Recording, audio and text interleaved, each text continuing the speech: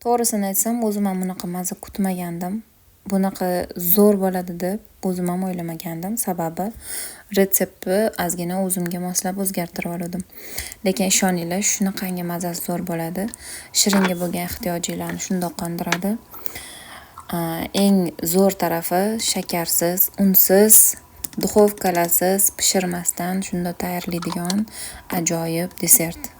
Iftorlikdan keyin mazza qilib issiq kofe yoki issiq choy bilan zo'r ketadi. Albatta tayyorlab ko'ringlar. Kerakli masalliqlarni opisaniyada yozib qoldiraman. Buni PPda yurganlar, dietada yurganlar, shirin yeyish yaxshi ko'radiganlar, shirindan voz kecha olmaydiganlar tayyorlab yesa, shunaqa yoqib qoladi sizlarga. Vobshe mazasi zo'r. Nimalar ketdi, qancha soldim, opisaniyada albatta yozib qoldiraman. Bundan ham qiziqlarni o'tkazib olmaslik uchun menga obuna bo'lib qo'ying.